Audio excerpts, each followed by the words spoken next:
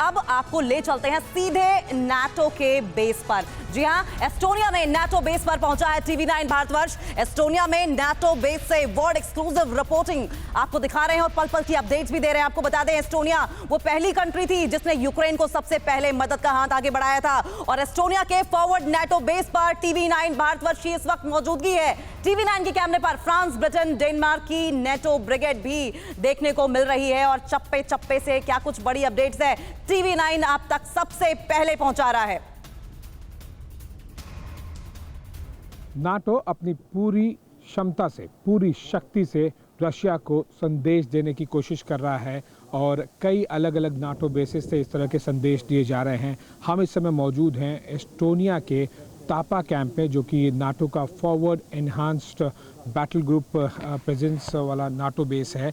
और जो आपको पहले झंडे दिखाई देंगे उसी से आपको अंदाज़ा लग जाएगा किस तरह से यहाँ पर कितने देशों की यहाँ पर सेनाएं हैं। लेकिन विदाउट वेस्टिंग एनी टाइम मैं आपको तुरंत, मेरे कैमरामैन संजीत लेफ्ट पैन करके दिखाएंगे, एक पूरा पैन करके आपको देखिए, अंदाज़ा लगेगा कि कितनी सारी यहाँ पर बड़ी तादाद में नाटो के अलग अलग देशों से यहाँ पर सेनाएं मौजूद हैं और कितने सारे यहाँ पर हथियार और जो टैंक्स हैं, वेपन्स हैं, इन्फेंट्री की व्हीकल्स हैं, वो भी आपको ठीक पीछे उन सेनाओं के पीछे दिखाई देगी। ये केवल 25 से 30% हिस्सा है जो कि यहाँ पर ब्रीफ किए जा रहे हैं।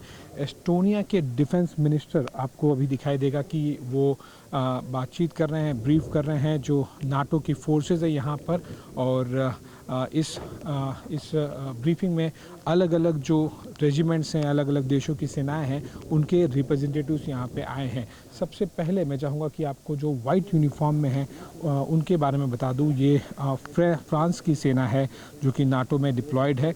ये specific mountain warfare, cold weather में यहाँ पर काम आएंगी और ये फ्रांस की सेना के जो रेजिमेंट है ये इस टेरेन के लिए, जो एस्टोनिया का तापा कैंप है जहाँ जो लगभग 100 किलोमीटर दूर है रशिया से, इस टेरेन के लिए बहुत ही महत्व रखता है इस तरह के भौगोलिक परिस्थिति में वॉरफेयर के लिए। उसके ठीक पीछे आपको दिखाई देगा ब्लैक यूनिफॉर्म में वो ब्रिटिश जो टैंक रेजिमेंट है उनके जवान हैं। उनके ठीक पीछे जो मैकेनाइज्ड और इंजीनियर्स हैं वो भी ब्रिटिश फोर्सेस के हैं जो कि आपको कॉम्बैट यूनिफॉर्म में पीछे दिखाई देंगे।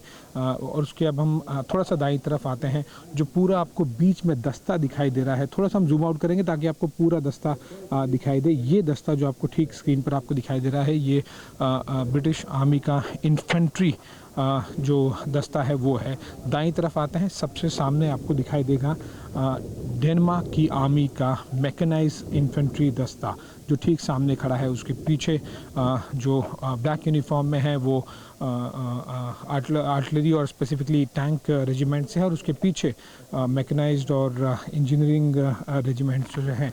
तो इस तरह से, और हम और थोड़ा सा दाईं तरफ दिखाई देंगे तो आपको इस पूरे कैंप का अंदाज़ा लगेगा। जैसा कि मैं बता रहा था कि यहाँ पर कुछ ही सैनिकों को, जिनको अलग अलग दस्ता है, अलग अलग देशों से हैं, अलग अलग सैनिकों, अलग अलग सेनाओं से हैं, उनका रिप्रेजेंटेशन के तौर पर वो यहाँ पर एस्टोनियन डिफेंस मिनिस्टर को सुन रहे हैं। क्योंकि वो एस्टोनिया में है, नाटो की तरफ से ब्रीफ किया जा रहा है, इसलिए। बाकी यहाँ पर अगर आप पूरे सोल्जर्स की तैनाती देखेंगे तो लगभग 2,500 से 3,000 की तादाद है। एग्जैक्ट नंबर्स नाटो रिवील नहीं करना चाहता क्योंकि आपको अंदाज़ा लग जाएगा उससे कि रशियन फोर्सेस के सामने किस तरह से पूरी तैयारी की गई है। लेकिन मैं आपको बता दूं कि अब तक जो हमने आपको दिखाया वो केवल जो सैनिक थे और उनके साथ में केवल जैसे मिलिट्री में वो जो टर्मिनोलॉजी है मैन एंड मशीन, दोनों ही डिप्लॉयड है यहाँ पर। और अलग अलग सेनाओं की तरफ से, अलग अलग देशों की तरफ से नाटो के अलग अलग तरह के हथियार भी हैं। तो अब तक आपने देखा कि जो अलग अलग दस्ते हैं और अब आपको दिखाई देगा कि यहाँ पर किस तरह से, देखिए, प्लेटफॉर्म्स भी हैं, जो व्हीकल्स हैं आपको अलग अलग टाइप के दिखाई देंगे।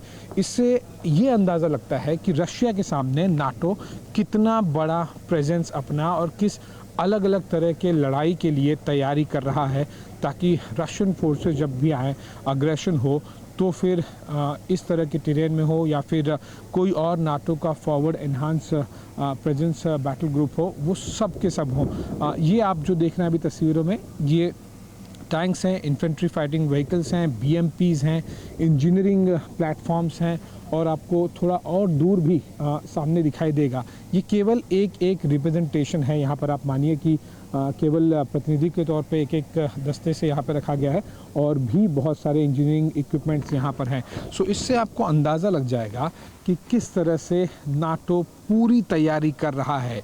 ये एक enhance forward presence battle group है। जैसे कि मैंने बताया कि 2,500 से 3,000 नाटो के सैनिक यहाँ पर मौजूद हैं एस्टोनिया के तापा कैंप में। इस तरह के कई ऐसे पूरे नाटो के बॉर्डर पे कई ऐसे जो बैटल ग्रुप्स उन्हें डिप्लॉय किया गया है। एनहांस फॉरवर्ड बैटल ग्रुप जो नाटो के बेसिस हैं उसको अलग कैटेगरी बना के, ताकि जब भी रशिया की तरफ नाटो को बढ़ना हो तब वो यहाँ से तुरंत मूव कर सके बड़ी तादाद में और जल्द से जल्द। साथ ही अगर रशिया की तरफ से काउंटर होता है, अग्रेशन, मिलिट्री अग्रेशन देखने मिलता है, तो उन्हें नाटो की जो सीमा है उसे किस तरह से बचाई जा सके उसके लिए भी अलग अलग बेसिस बनाए गए हैं। हमने इससे पहले आपको पोलैंड के बिमोपिस्की से रिपोर्ट दिखाई, अब हम आपको एस्टोनिया से रिपोर्ट दिखा रहे हैं जो कि नाटो का टापा कैंप है। इसके अलावा और ऐसे कई देश हैं जहाँ पर अलग अलग नाटो के एनहांस फॉरवर्ड बेस है। ये याद रखिएगा, यानी कि फ्रंट लाइन बेसिस।